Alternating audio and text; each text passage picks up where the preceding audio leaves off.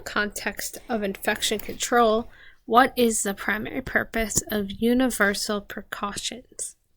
And universal precautions are exactly how it sounds. They're universal, so they're used with every patient all the time, and this is considered like the bare foundation of what your precautions should be, and that you might be adding more precautions depending what the situation is with the patient, but this is your starting point, and precautions are just things to keep in mind when you're taking care of this patient. So for universal precautions, the bare minimum would be hand hygiene, putting on gloves if you're touching the patient, just keeping a clean environment. That would be your universal precaution.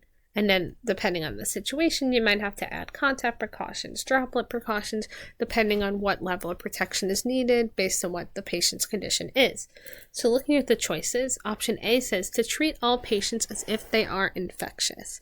And now the question here is stating that the primary purpose of universal precautions. So it's not asking you what universal precautions are, even though that is something we discussed, which is important to understand the question. The question is in fact asking the purpose, meaning the why are we doing this? So why would we treat every patient with these standard universal precautions of washing our hands, putting on gloves if we're going to touch the patient?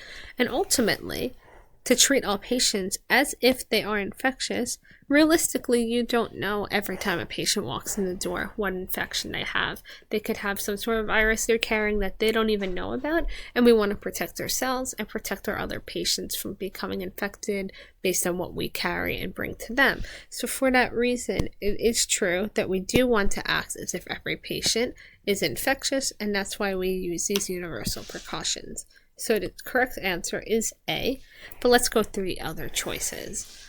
Option B says to use protective equipment only when necessary. And that is true that we'll use the protective equipment when it is necessary. But the question is asking the primary purpose of universal precautions. What is the reason why we use universal precautions? Why is the reason we wash our hands or put on gloves with every patient? And although maybe we do use the protective equipment only when necessary, that doesn't relate to this specific question on why we use universal precautions for every patient, so we can eliminate option B. Option C says to avoid treating patients with known infections, and that is not true. We want to treat all of our patients. We just want to make sure we're using the proper level of protection for every patient that comes in for a visit.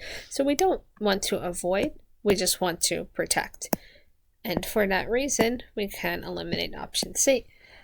And then option D says to use different precautions for different patients. And although, yes, this is true, that we might be adding on additional precautions such as your contact, your droplet, which means maybe you're putting on a gown, maybe a mask, maybe eye protection based on what condition the patient has.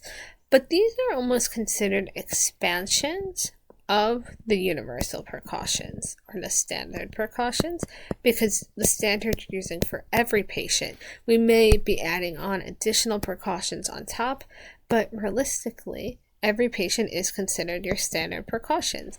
And as an aside, often in a patient's chart in the hospital, it will say precautions, maybe it'll have next to their name contact, droplet, airborne.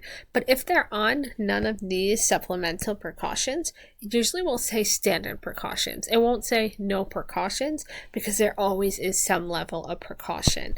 So we can eliminate option D because this question is asking about the purpose of universal precautions, which are applied to every patient. And this question is asking about the purpose of this, not the purpose of when to use contact or droplet or airborne or any other sort of precautions. So going back, to treat all patients as if they're infectious is the foundational reason why we use universal precautions with all our patients.